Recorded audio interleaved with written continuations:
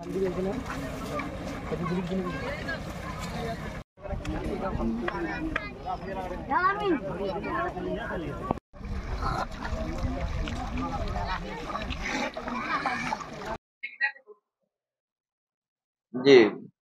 আপনারা সঠিক শুনেছেন। আজকে সকালে প্রায় 8:30টার দিকে আমরা খবর পাই আদিতবাড়ি থানাধীন মহিষকুচা ইউনিয়নের, এটা দক্ষিণ বালাপাড়া কুটির পাড় এলাকায় একটি নদীর পাড়ে একটি অজ্ঞাত লাশ চলে এসেছে, ভেসে এসেছে হয়তোবা, বা ওখানে থাকতে পারে, স্পষ্ট বলা যায় না। লাশটি একটি নারীর লাশ। বয়স আন্দাজ করা যায় যেটা হয়তো পারে 20-25-এর মধ্যে হতে পারে। এবং তার কালো বোরকা পরা ছিল।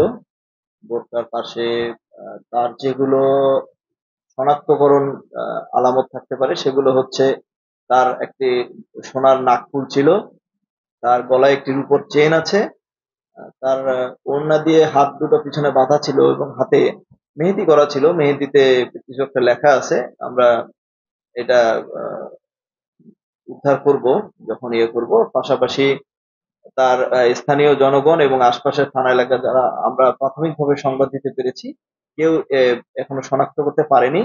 লাশটি ময়না তদন্তের জন্য নিয়ে এসেছি, আমরা এখনই হসপিটালে পাঠিয়ে দেব। ময়না তদন্ত শেষে ডিএনএ স্যাম্পলও রাখা হবে এবং বাইরে যদি করা সম্ভব হয় তাহলে আমরা লাশটি শনাক্ত করে প্রকৃত মাধ্যমে দিয়ে দিতে পারবো। আমাদের তদন্ত কার্য চলমান আছে।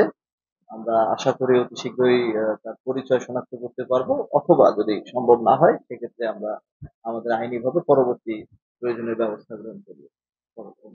এদিক দিয়ে যাওয়ার সময় দেখি একটা লাশ ভাসি আসছে। লাশটা আমরা দুই মামা ভাগ্নে দেখি একটা লাশ আসছে। লাশটা আমরা টানে উচের মধ্যে উঠাই দিছি। উঠাই দেওয়ার পর আমি নিজে পুলিশকে ফোন করছি। লাশটা আসছিল পশ্চিম পাশ থেকে।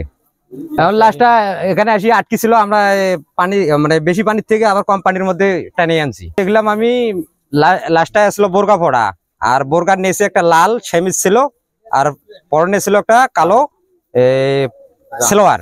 হাতে একটা লেখা ছিল আই লাভ ইউ। সম্ভবত এটা মানে প্রেমের সম্পর্ক হইতে পারে। এই সম্পর্কের কারণে হয়তো দুশ্মনী থাকতে পারে, এজন্য মেয়েটার হাত বেঁধে মেরে ফেলে দেওয়া হয়েছে।